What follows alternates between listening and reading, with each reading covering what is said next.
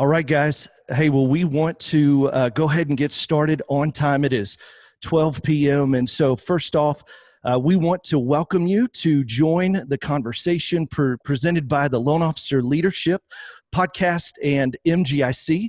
We want to thank each of you for showing up. I'm your host, Steve Kiles, and I've got my co-host, who is the digital content strategist for MGIC and a brainchild and push behind Loan Officer Hub, Ben Smidt. What's going on, buddy? Hey, what's going on, guys? How you doing? Man, we are excited to have everybody here and a part of it. So we've got some partners to thank. Yep. So big thank you to everybody that was able to come out today. Definitely appreciate Loan Officer Leadership Podcast. If you're not a member of that group yet, please do join it on Facebook. MGIC, the company that I work for, Loan Officer Hub, great site to check out, Industry Syndicate, and then obviously our friends at the Mortgage Collaborative, Todd Duncan. We have people from Envoy Mortgage, Cross Country Mortgage, and Thrive. So looking forward to hearing all the great insights today that we are sharing, and definitely looking forward to Todd Duncan and his insights. So I tell you what, we are fired up, and we're so excited that each of you are here. You're in for a treat. We literally have the best in the country with us. So if you're here for the first time, we want to say welcome. Welcome to join the conversation. Hey, and do this for me. As you're joining the conversation, type in the chat box your name and what city you're from. We want to hear from you. A big thanks to everyone who's watching on Facebook Live as well. Hey, and we want to encourage you, share this out to your community. So we made the decision to broadcast live on Facebook so you guys could grab it, share it with those you feel like would benefit from the content we're going to be putting out today. And so, hey, with that, let me set some expectation. We've got Todd Duncan, who I'm going to introduce in just a minute, and some special guests. And here's what we're going to do. We're going to just ask relevant questions we feel like our industry needs to know and hear. And so, first off, let me do this. You're going to want to stay till the end of the broadcast, because at the end, our special guests are going to share one or two tactics they're doing in their business right now to be at the top of their game. So with that, let me introduce our very first guest, Denise Donoghue. She is affectionately known as the Mortgage Nerd. She is a top 1% originator, throwing up 308 units for $90 million. She is a certified mortgage planner, native Texan. Come on, what's up? And a Texas A&M graduate. So all of my Texas A&M grads, say something in the comments. What's up, Denise? Hey, what's going on? In Aggie land, we say whoop. So I'm going to say whoop to everyone. Well, say whoop in the comments. Come on now. Hey, and listen, we got my good friend Adam Dellemonico, who I absolutely love, out of Providence, Rhode Island. We featured him on a few episodes back, how a rookie, 3 years in the business, funded 160 units for $43 million with Movement Mortgage. What's up, Adam Dellemonico? Hey, Steve, thanks for having me. Hey, man, we are thrilled you are here. Lizy Hoeffer, come on. That's all you got to say. Mic drop right there. All I know is how great it's got to be able to say number one female originator in the United States with Cross Country Mortgage, funding 981 units. She's a public speaker, podcast host, and an extraordinary leader. We are thrilled to have you, Lizy. Oh my God, what an honor. And can I carry you with me everywhere? I'll be your megaphone. Come on. Hey, and then my good friend, James Beaver.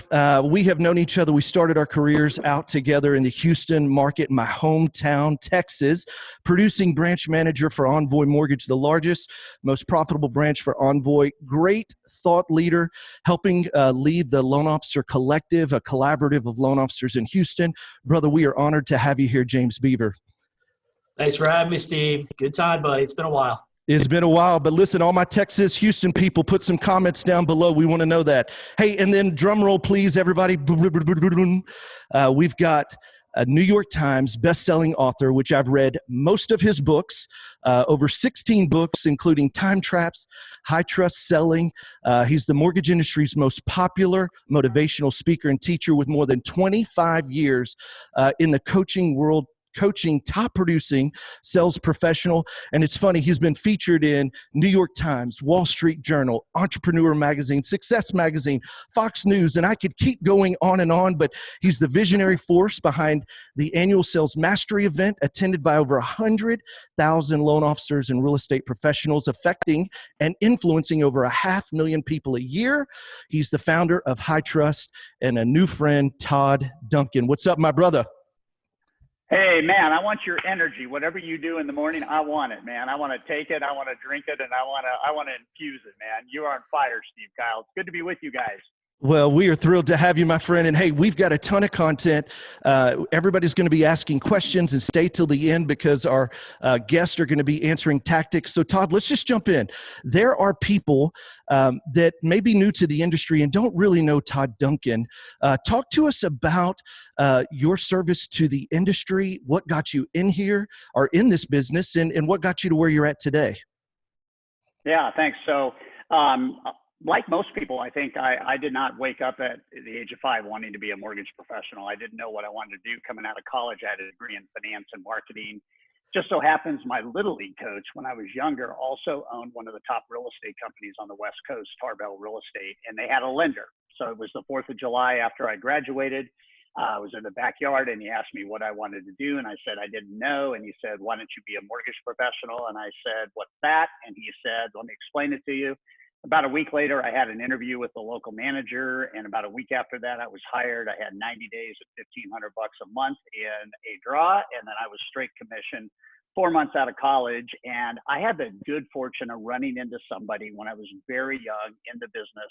This guy, John Barnes, 400 units. He was 34 years old. I was brand new. And I reached out to him, which I think is one of the keys that everybody needs to understand. We all need mentors. We all need people that can expedite our journey, right? And he sat down with me for a half a day. He expedited my journey. He told me everything I needed to do to be a top producer. And at the end of my first year, with an average loan amount of $75,000, I funded $27 million in volume. And so it was really, really solid. I got off to the races the right way. And 2 years into the business, so I'm 25 years old, my manager asked me if I'll start training the new recruits that they hire. And I had never thought about that whatsoever. So every month they brought in about 10 new LOs. I got to do the training, and then it kind of cycled back, and these guys were saying, man, that made all the difference. That made all the difference. That made all the difference. In the meantime, I'm scaling my own business, and something happened at the age of 28, 29. I started thinking about, I do mortgages really well. I had at that time closed almost 5,000 transactions in 9 years. And I went to a huge seminar that was not for mortgage people. It was 2,000 salespeople. And the guy that was leading it was talking about right livelihood. And he said, if money didn't matter, what would you want to do with the rest of your life? And my answer that morning was, I would want to teach people how to do the mortgage business at level 10. And I made a decision that day. 6 months later, I started the Duncan Group. 9 months later, I got my first speaking contract. And the rest, as they say, is history. We have over 5 million clients around the globe. High Trust is the moniker of the company. It's what we built the brand on. And that early start with one guy that kind of set me up by giving me some really key questions that I had to answer today has put me in a spot where I look back and running Mastery for 28 years. I mean, I have a hard time believing that I've run a seminar for 28 years and it's still packed every year.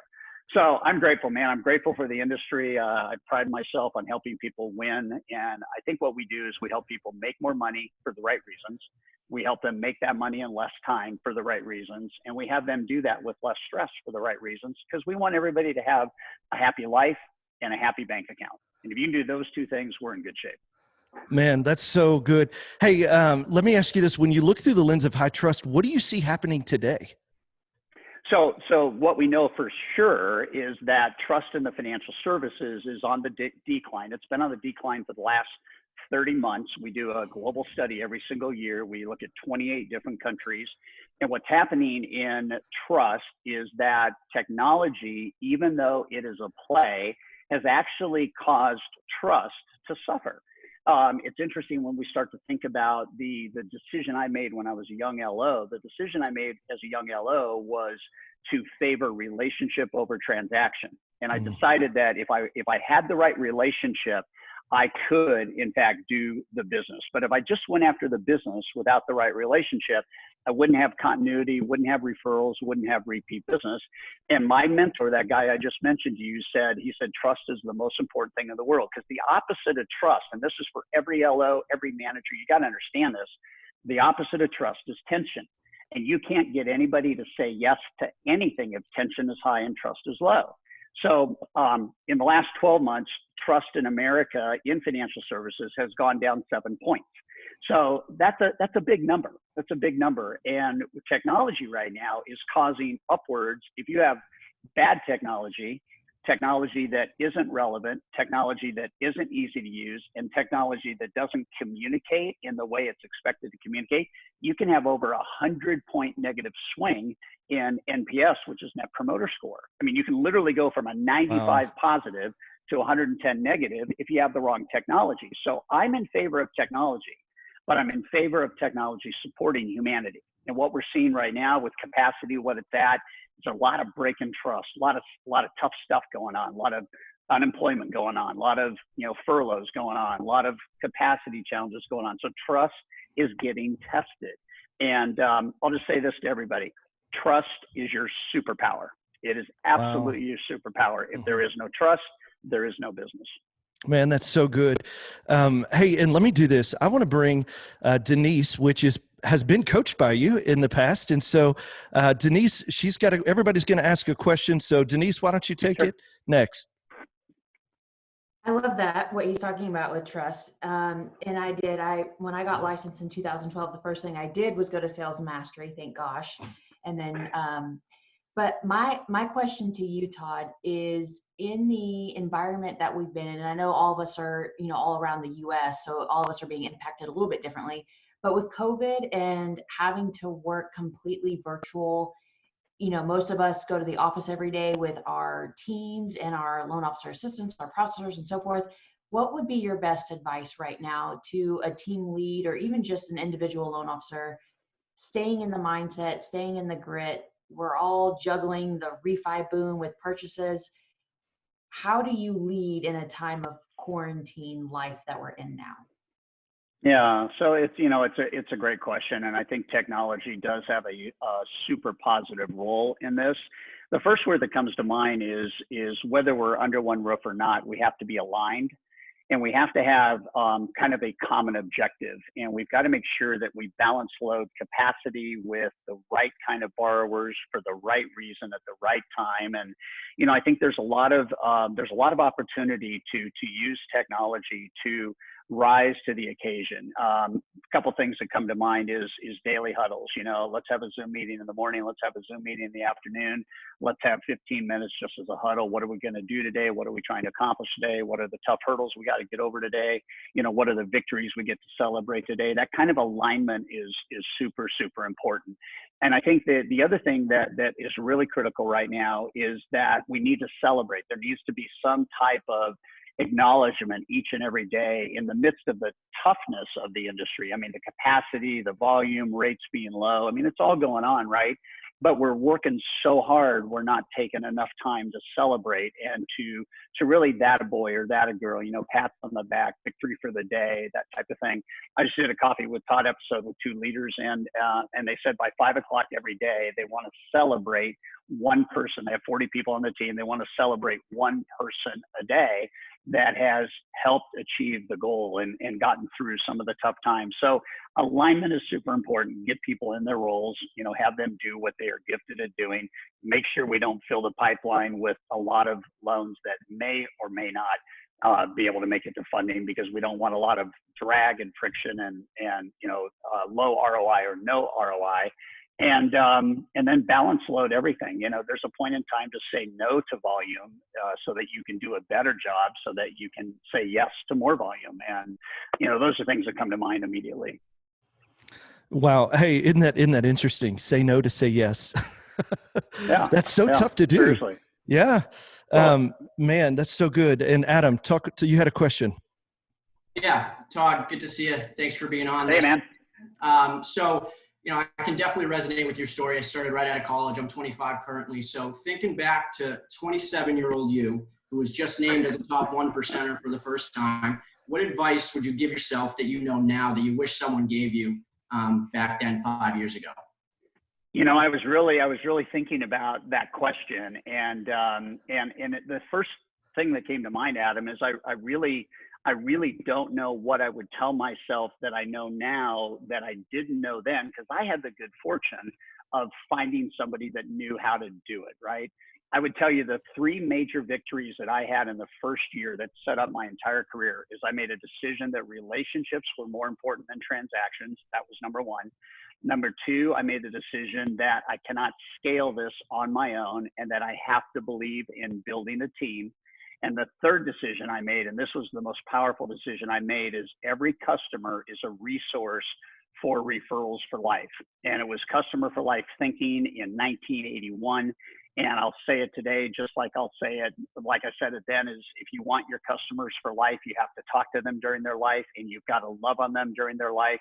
And the most regretful thing that loan officers wish they could have a do-over on is working their database and building that tribe so that they would have a consumer-centric cash flow that's going on like fire right now. And so those are the things that I think I was told to do, that I did do, that were reasonably contributory to my success. The one thing I wish that I had a do-over on is in the whole spirit of connection. And by that, I simply mean that I got really clear about 3 years in, the deeper I would go in a conversation, the more influence I could create. So the first 3 years, I was a little bit I wasn't superficial as a human being. I was just trying to get the deal done for the relationship.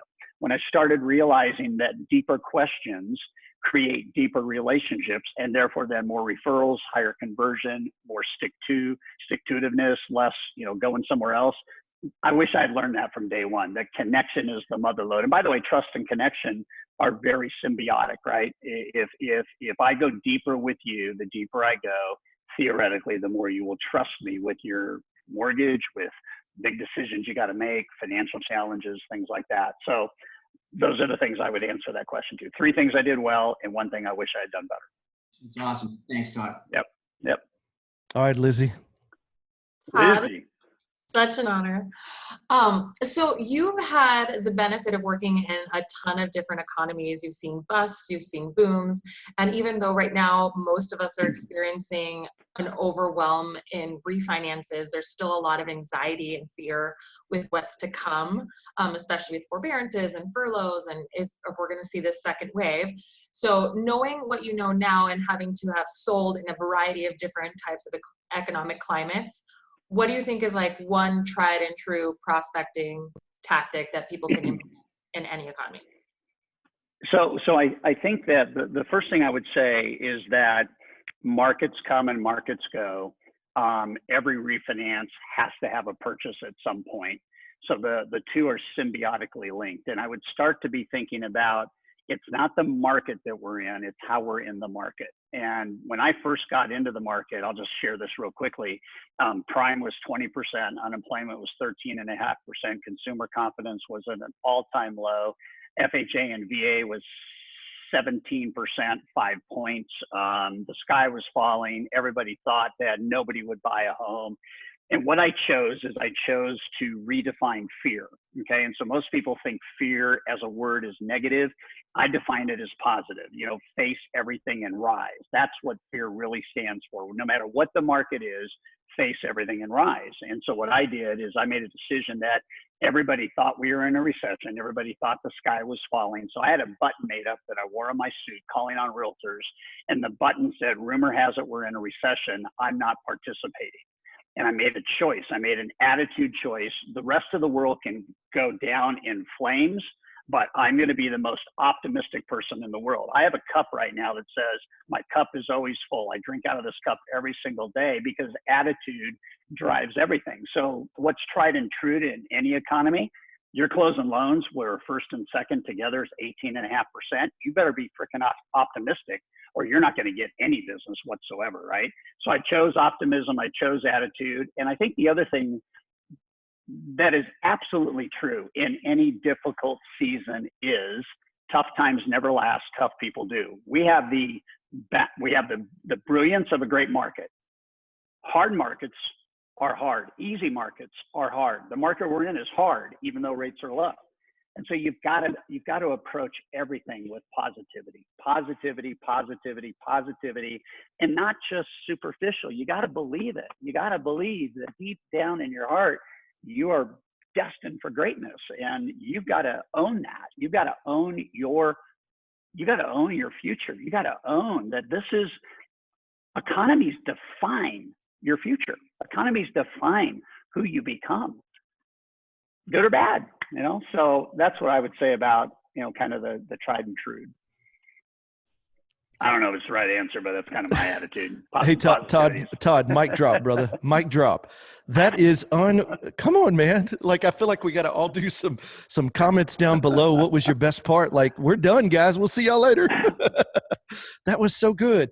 Hey, and I love that. Face everything and rise.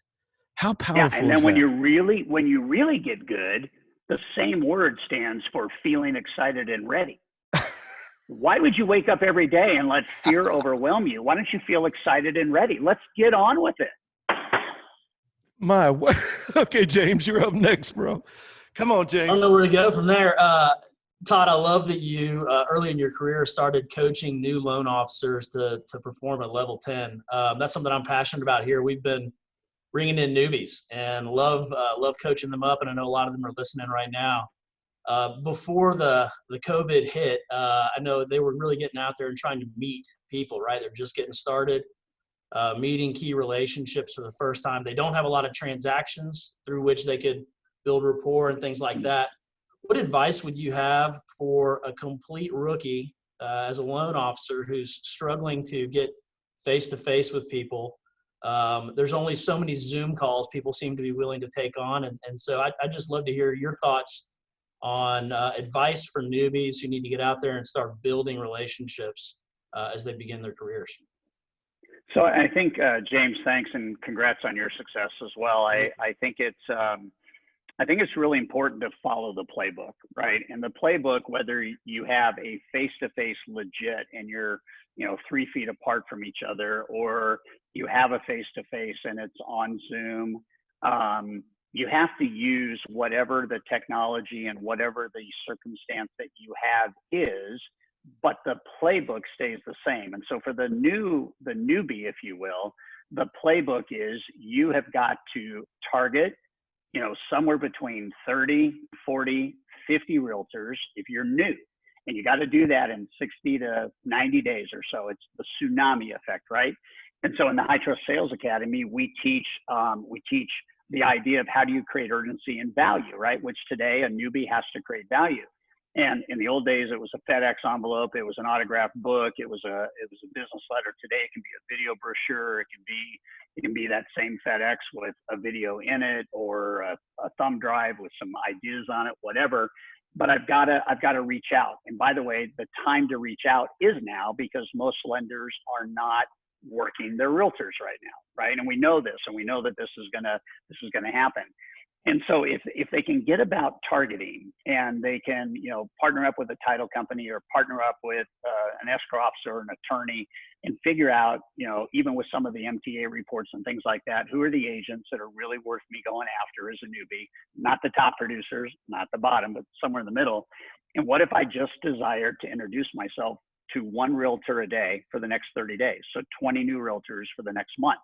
And then if I followed up 2 days later and I scheduled a Zoom high trust interview with them, 20 minutes or so, and then I followed up with a business planning meeting a week after that, and kind of a strategic plan with some ideas that I learned, and you told me you had needs around, and I went and figured out how I could help you with those. Bottom line right now is that is the foundational playbook for everything. And whether they're new or not, you've got to be able to get people's attention. You got to be able to have a referral if you can to that person, because that makes the call a lot easier. And today we use video, FaceTime, Zoom, and the same kind of deal. We can do a high trust interview today in a face-to-face way with this. I mean, look at all of us. We're 6 of us, 7 of us, right? And we're doing that. So I think that would be what I would advise. And then the big deal right now, and this is for any LO, is if you're not doing business reviews with your agents once a month right now to set the hook so that whenever this market changes, you've got that market engaged. Nobody's doing it right now. We talked to 200 real estate agents last week, and with the exception of 4 of them, 196 said they haven't seen a lender in 2 months. So, you know, it's that juxtaposition of I've got to handle the business right now, but I have got to carve the time. Otherwise, I'm going to fall off a cliff when refis go away. That's great. Thanks a lot, Todd. Yeah, Man, hey, that's such good wisdom. You know, it's easy to get caught in today's activity and forget about tomorrow's planting the seeds. I mean, you got to plant seeds today for the harvest we're going to see, or you're going to have a tough fourth quarter. That's 100%. big. Yeah, 100%. Hey, Ben, what you got? Hey, Todd. So I'm curious, you're very passionate about a lot of different things. I want to know what motivates you to get out of bed each day, each morning, hustle hard and get out there and get it. I love it. Simple question, right? Simple question. You know, for me, Ben, it's impact. I mean, I'll just tell you right now that I was in Australia. I was speaking to 4,000 real estate agents, and I was on a podcast after my speech, and the gal asked me. She said, "So at the end of the podcast, she said, well, so what's the future of high trust?" And I looked at her and I said, "I want high trust to make it to the edge of the world." And she said, "What does that mean?" I said, "I want everybody in the world to understand that you get to make a choice about trust in your life. And I am going to spend every waking moment getting that to the rest of the world." I have 7 trademarks in 7 countries. And for me, it's like I wake up every day and I ask the question, who's next? I mean, literally, who's next? And often it's not what one person is going to tell me who's next, but it's like I live for that. I got a thank you card here yesterday. I'm just going to read. I didn't know the question, Ben. It says, "Todd, thank you for taking the time to be with us all and share your insight into what you're seeing and how you're getting through these times. Your message was so impactful and really touched our hearts. You're the best, and we absolutely love you. We are huge fans, and we will always be. Love so much, the Dream Team Hubbard." And I got that thank you. And so all I had to do was, all right, I'm done. I got a thank you card today. You know, and then just times that by thousands and thousands and thousands. So what keeps me going is there's still a life to change, and there's still a difference to be made. Man, come on. That's good. Hey, we'll talk about this. So we're at the halfway mark, and Todd, we are super excited because High Trust is going to offer a free diagnostic and free coaching call to everyone who is attending this webinar and to the Loan Officer Leadership Community and Loan Officer Hub community. And so you guys, let me just give you the web address. It's hightrust.com/LOLP. And Astrid's going to drop it in the comments below. But Todd, talk to everybody about that, and then we're going to do one more round of questions. Well, Denise could tell you about this because she came through the High Trust Sales Academy, which was the boot camp at the time. She came through, and she went through a diagnostic, and she was brand new, and she had funded like $7 million in volume, and she went through the diagnostic in the class, and the following year knocked on the door, I think, of $34 million in change in 12 months, right? Do you remember that, Denise? Yeah, So the my whole life was changed. That was the best event I had ever been to in my life. And I'll just say, I went to Sales Mastery first, and I was kind of uncertain. I was like, should I do it? My friend Wally was like, you need to do it. And then literally it was like, poof. I mean, it was intense. So it was a couple days, and the binder is this thick. I still have that binder, and I still look at that binder. So hands down, if you're a loan officer and you want to double your business, do more, but have an efficient way of living life, you got to go. Let me put this in perspective. You went from 7 million to 90 million in 8 years. Excuse me. I think that is demonstrating what's possible. So real quick, just guys, everybody watching, you've got to learn, grow, and get better. I mean, every consultant in the world would tell you that you have to have a baseline. You have to be able to go through. A doctor would tell you What is your baseline? Let's do an examination. Let's figure out where you're good, where you're not good, where you need help, where you don't need help. Let's go through and let's isolate that, right?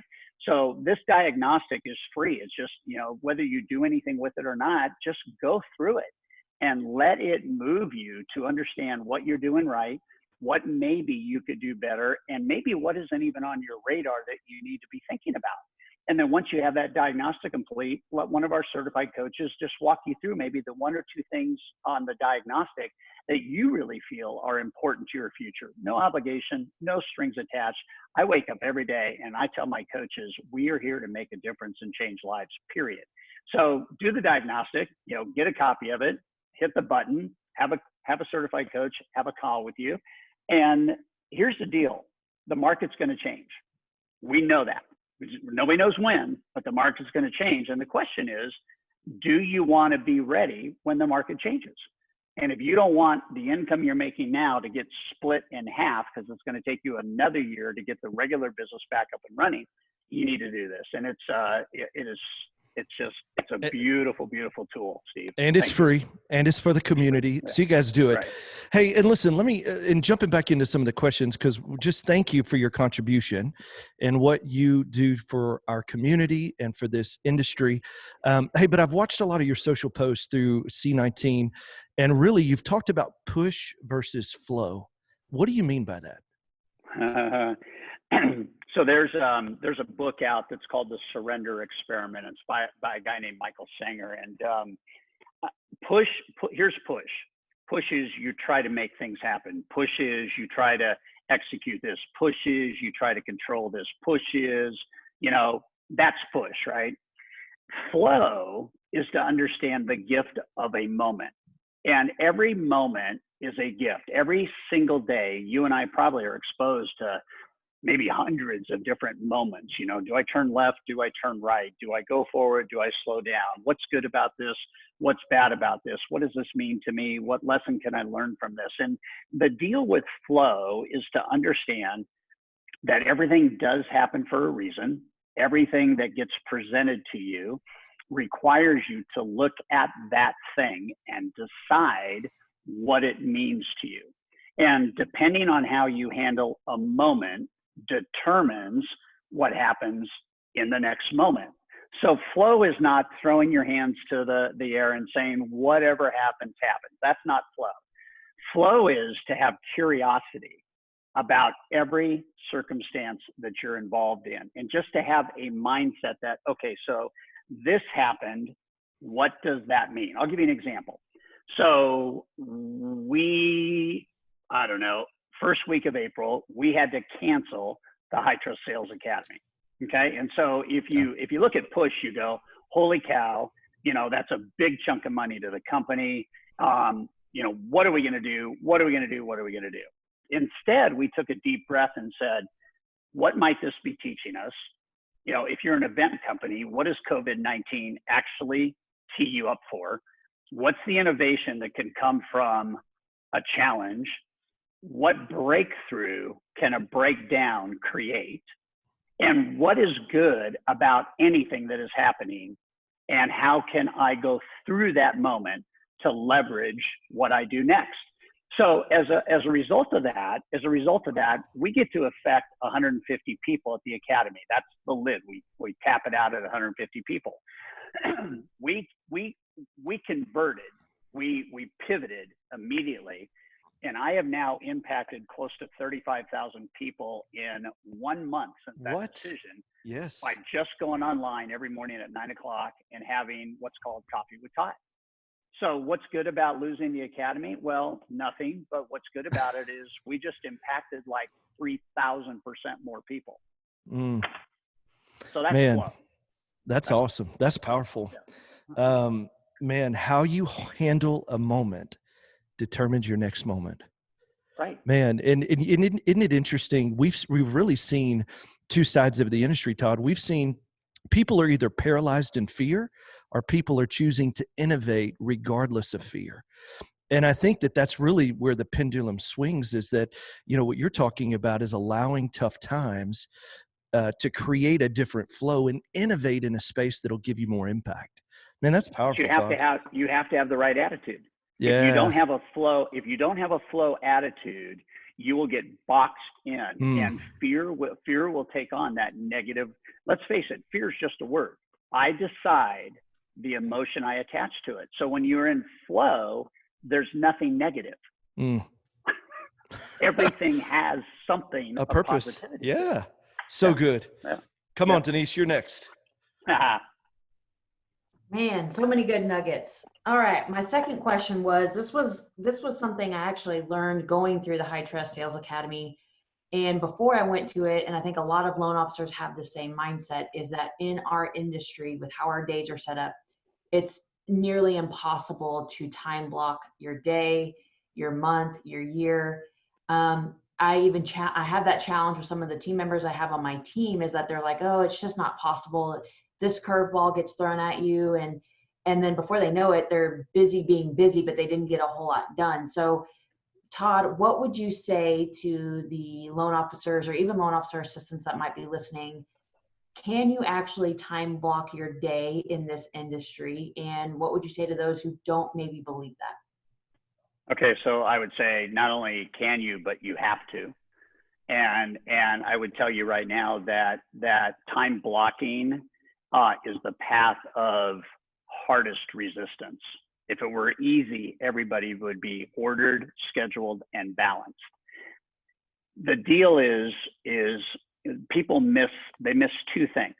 Okay, number one is, if you have bought into the myth that this is a reactionary business, you have missed the biggest breakthrough you could ever have. And that is, everything that you react to has a proactive solution.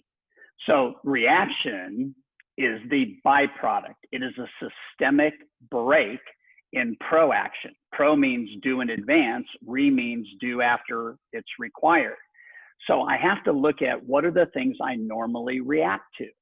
And in the very simplest of ways, that reaction can be handled by process improvement. It can be handled by a different proactive system. It can be handled by doing something up front instead of doing it later. It can be, the whole idea behind proactive is, if you look up the word priority and you understand the word prior, what prior means is, what can I do prior to me having to react to something?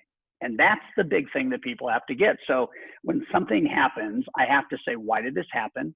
How do I enable my team or me so it doesn't happen again? It's like email. You know, if you open email in the morning and you leave it on, you're going to be in email. But what we know is that email consumes 2 hours and 7 minutes of negative time per day per loan officer in America, and about 90% of the emails that they look at are not going to generate revenue. And so why do we get tied into that? Well, we get tied into it because we haven't blocked it from being out of our frame of reference. So here's the answer.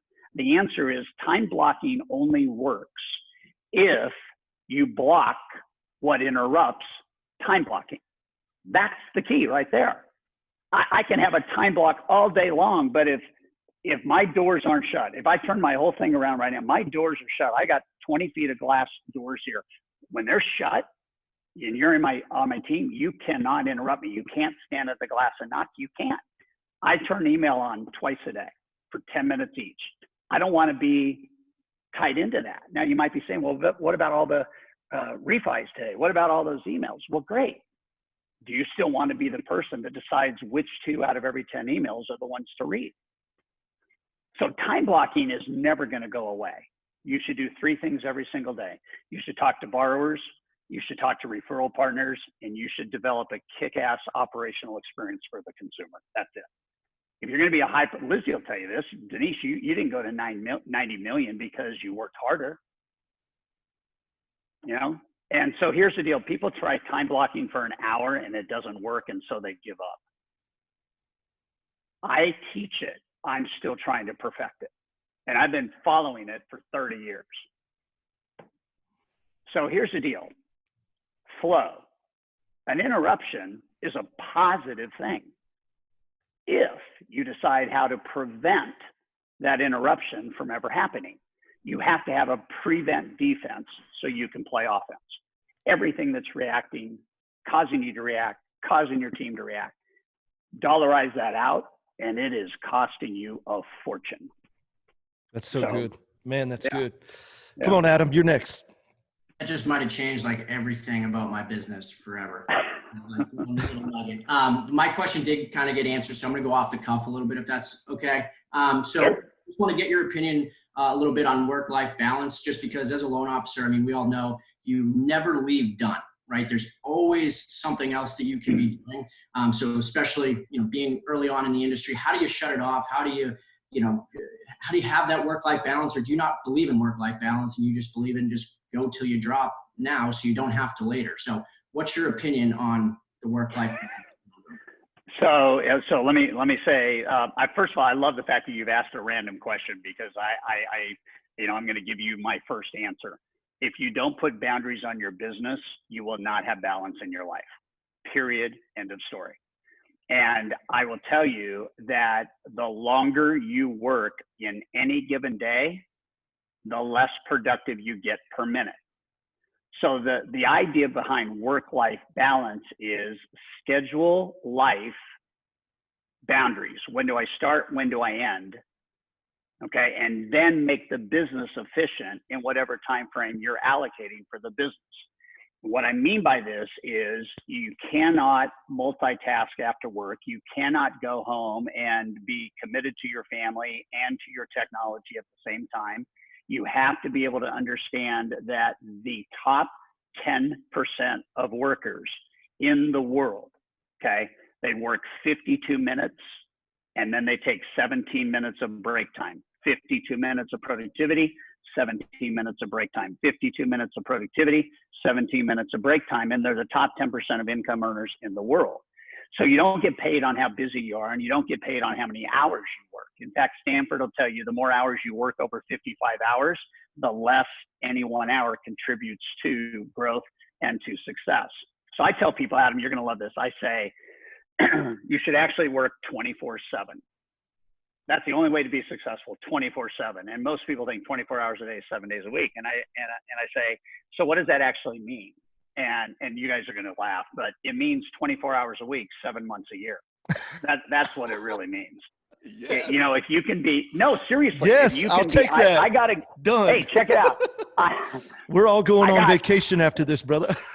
This is one of the guys I coach, and it's like $150 million this year is his 2020 goal, and he took 20 weeks off last year. Come on. He owns 101 rental properties and has no debt except for his mortgages. And who says you have to work 60 hours a week? So good. So Adam, I believe that work-life balance is mandatory. Okay, and I believe that if you're not taking care of you, you're disservicing your employees and your customers.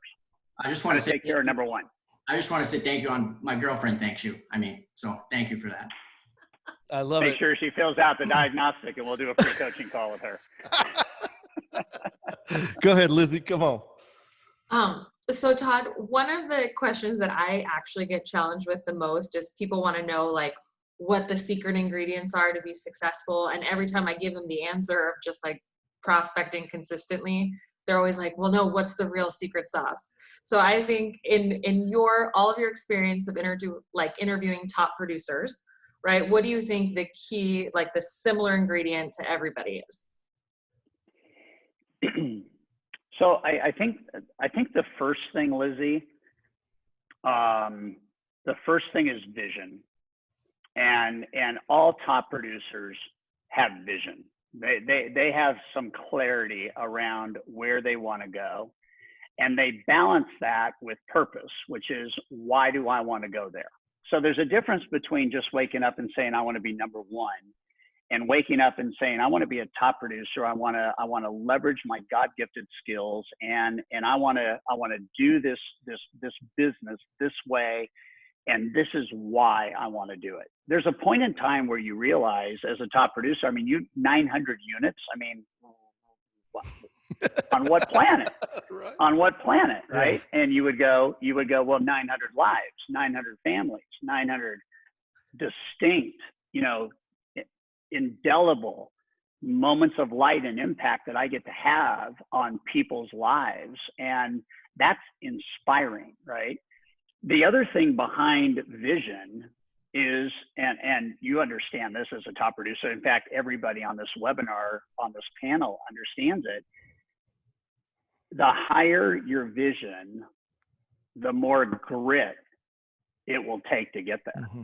And so I think top producers balance vision and grit. I think they understand that there's not an easy way to make my goal work. There's a productive, profitable way to make it work. Okay. But if it were easy, everybody would be there.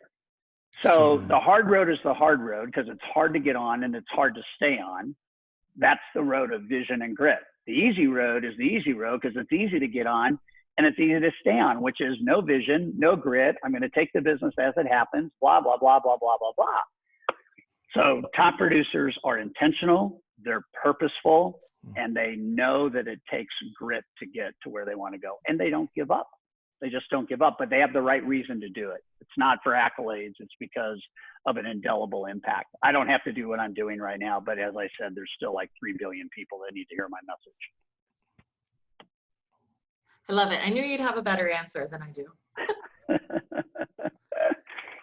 Man, but that's so good. You know, it's interesting. Our coaches would tell you that the other thing that makes top producers really, really, really zone in on high performance is measurement. And they're measuring every single day. We measure hourly rate every 2 weeks. And all we want to do is we want to watch your hourly rate continue to go up and up and up while watching your hours come down and come down. And that's why the diagnostic is going to be so important for you guys to take action on, because I don't believe that anybody gets a pat on the back because they've worked the most hours. There's not one person in the industry whose paycheck is about how many hours you worked. It's about how productive you were each minute you decided to be on the job. So it's that straightforward. Man, that's so good. You can't manage what you don't measure. Yeah, the measuring 100%. is such a big piece. Hey, James, talk to us. Yeah, just first of all, I just want to say thanks to everybody for all these awesome questions. I'm thinking of every question. I can think of somebody in our organization who, like, please God, I hope they're listening to this. This is awesome stuff. Todd, I know you're talking about 3 crucial decisions that every loan officer on the planet should be making right now. Can you talk to us a little bit about kind of what those are and the importance of those decisions? So, the things that come to mind immediately is you have to wake up every day and your commitment is, I got to help people win. I mean, the formula for success is people will leave an encounter with you, and if they don't feel they're winning, they won't do business with you. And so the fundamental question, whether it's working with a borrower, a realtor, a builder, a financial planner, whomever it is how can I help you win? Okay, and that is the question of the day. And what would a win look like for you? A week after we close your loan, what would need to happen over the previous 30 days for you to feel that we helped you win? That's critical. Imagine going to an agent and asking an agent in the next 24 months, what are the 3 biggest wins that you need to have as a real estate professional, and how can I help manifest or facilitate those? So winning is number 1. Number 2 is to be in the solution business and to be a solutionist. We're not loan officers. We are mortgage professionals architecting home loan solutions. That's what we're doing. And so we've got to be in the solution business. We're not in the rate business. We're not in the timing business. We're not in any business other than the solving business. And in the world in which we live today, you can get on demand answers to any question any one of your clients has if you don't know that. I'll give you an example. I had a CEO that said to me on a phone call about 9 months ago, she said, I wish I had a crystal ball. And I heard that, right? So active listening is listening for action. And so when she said, I wish I had a crystal ball, after the call was over, I told Alicia, I said, I need you to find a really, really beautiful crystal ball with a sterling silver stand, and I want you to send it to the CEO. And so now this crystal ball sits on her desk, and every time she thinks of what she has to do as a CEO, what her next move is, blah, blah, blah, blah, blah, she looks at the crystal ball. Somebody sent me a request 2 months ago. Do you have a job description for a national sales leader in mortgage?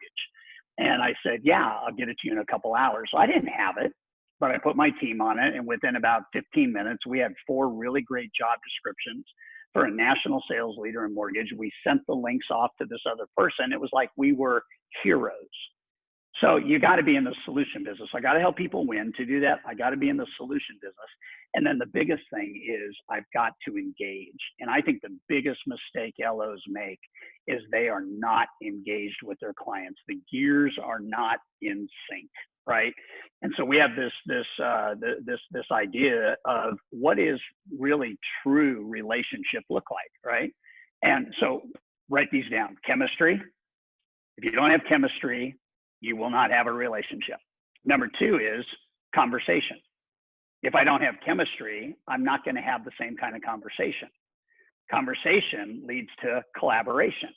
Collaboration is how do we together help you win, help our clients win. Okay. So if I have chemistry, I have conversation, I have collaboration, and then I have conflict resolution skills because of all those 3 things. If you love me and I love you and we have a speed bump, we'll figure it out. Okay, so if I have chemistry, conversation, collaboration, and conflict resolution, that equals connection. And here's what we know about connection. Connection will spin up your profit margin by 26%, and connection will spin up your sales by 85%. If you don't connect, you don't convert. That's straightforward. So engage. Man. Great. Thank you. Wow. Yep. Okay, Ben. Hey, Todd. So question for you here. I loved what you were saying about the trust. How can I be the hero? How can I help you succeed? What does winning look like? It totally makes a ton of sense in terms of building that relationship. My last question for you really is related to, you've written a lot of wonderful books. Is there a book that you have found inspirational over the course of your career? And has that book changed over time with how your career has evolved?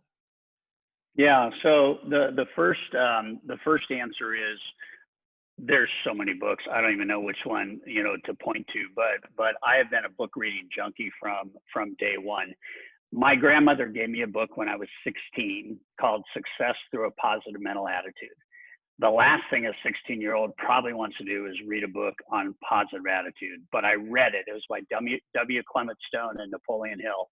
And the thing I still remember today after reading that book when I was 16 was this quote: "There's very little difference between those that succeed and those who don't. But the little difference makes the big difference. The little difference is attitude. The big difference is whether it's positive or negative." And I remember that quote today from age 16 in a book this thick, Success Through a Positive Mental Attitude. And I think that was the book that started changing everything for me.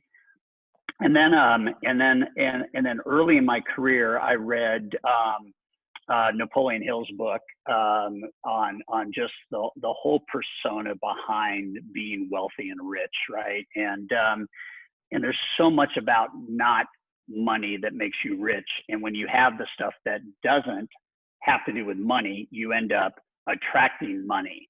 And I love that. I love that whole persona. And then I read a book by Rich DeVos, who was the founder of Amway, and that book was called Believe.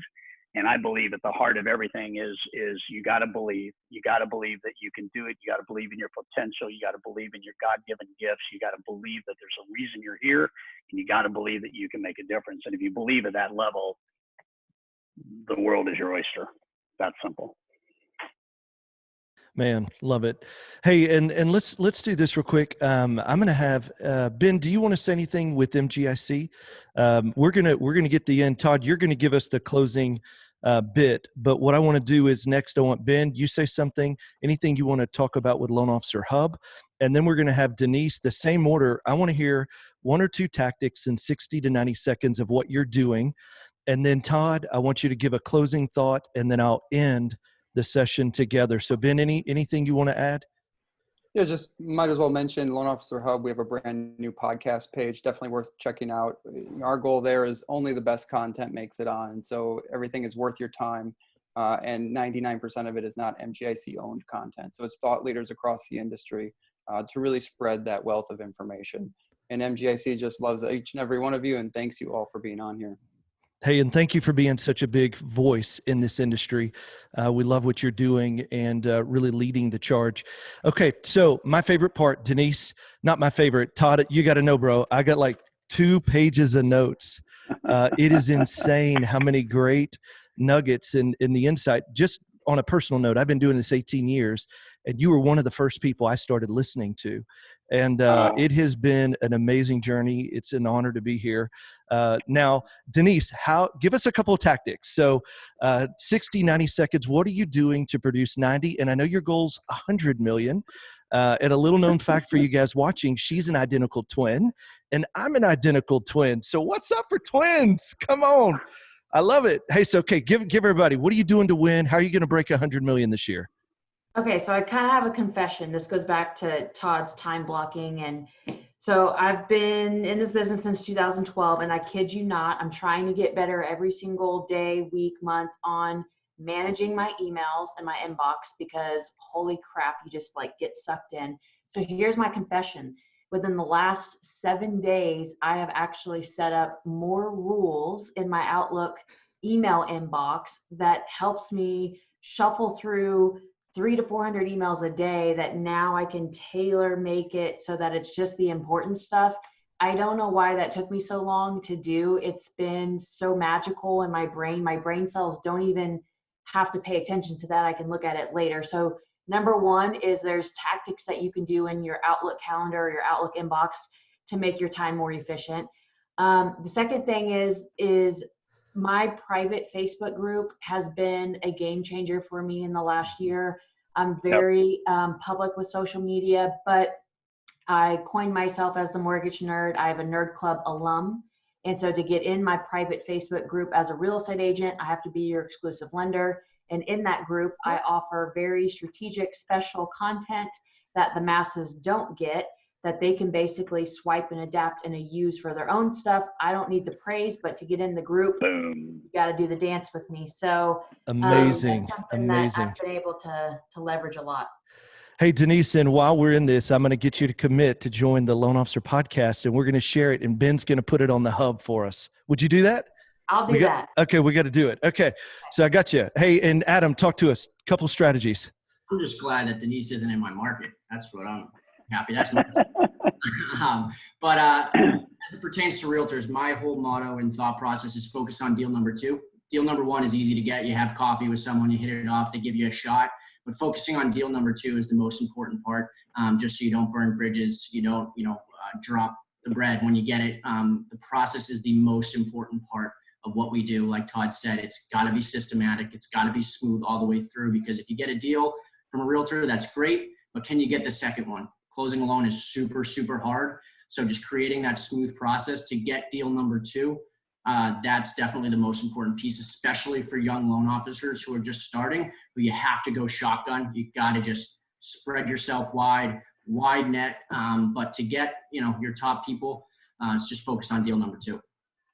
Man, that's so good. Hey, and also go back and listen to Adam's podcast, because he talked about a daily routine that wins and how he exploded his business so quickly. So it's a big deal. Lizy, give us a couple tactics. I would concentrate on having 5 impactful conversations every single day where you're delivering value and taking homework. I think if you do this consistently, you will have a business that's beyond what you can dream of. But 5 impactful conversations every single day. Wow, that's great, girl. Come on.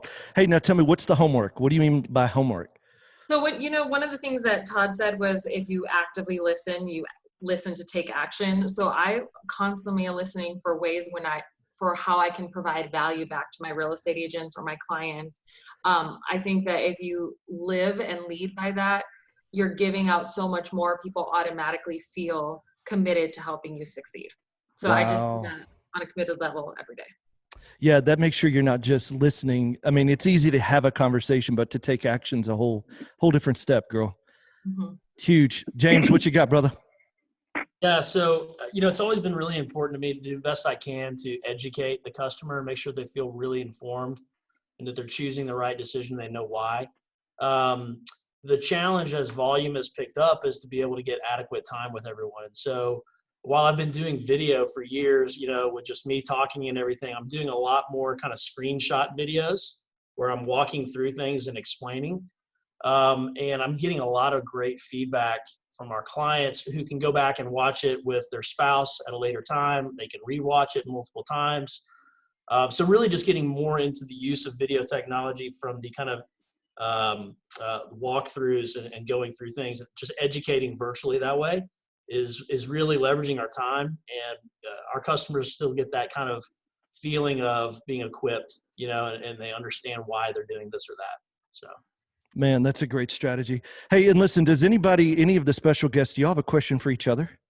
Just out of curiosity? Okay. No? Okay. Hey, listen, one of the things. Stalking you guys later. Yeah, please do. Hey, and listen, one thing I was going to tell you, one of the strategies we're winning with seeing literally breakthrough record numbers has been when you touch the client, touch the partner. And I know that's super, super simple, but when you run out of time, what we're finding the effectiveness is every time we touch a client, turn around and call the partner, and it's giving us more bandwidth. We're going deeper in conversations, and where you may only talk to them once a week or every other week for the ones that aren't referring you as often, it gives you the ability to touch them more often with an effective conversation. So hopefully that'll help. Hey, let me give some closing thoughts, and then Todd, you're going to have the honor of wrapping this thing up. Hey, let me just encourage you guys, go check out hightrust.com/LOLP for the free diagnostic and coaching call offer. We're thrilled. The video will be posted in the Facebook Loan Officer Leadership Facebook page for you guys to go back and watch. We'll come back and post these additional links. Make sure you join our community. Check out Loan Officer Hub and stay connected for next month's Join the Conversation. Hey, and one of the things we always say is this: anything worth doing is worth doing. And everybody would normally say, right, that's what my dad used to say. But here's the thing, anything worth doing is worth doing badly.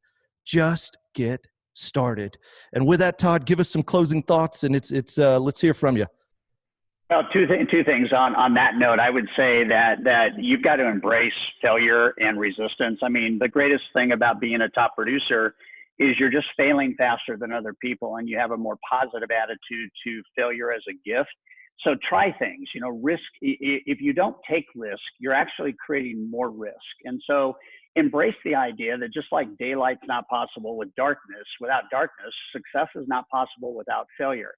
And then I would say to that last point of contacting the partner, I would say that what I'm watching is we need to turn down the promotion and we need to turn up the emotion. And what I'm seeing right now is the people that are connecting more deeply are doing more business than anybody that's got auto marketing, digital marketing, and just sending stuff out. I think Denise is right. I think a private relationship with key people is the key. I focus on birthdays every day. Today, I have 21 birthday calls that I got to make, and they're all going to be video. Over the course of a year, I've got close to 3,000 birthdays of CEOs and decision makers that I acknowledge. By far, it's the most important thing that I do because it allows me 2 to 3 minutes to touch base with somebody I care about. People don't care how much you know until they know how much you care. It's that simple. And so, this is a world in which connection is not any longer an option. It is a mandate. And the best way to connect is not to promote, but to talk to people. That's it. My goodness. Come on, man. Mic drop. It has been an honor and pleasure. Been good. And we are thankful to have each of you.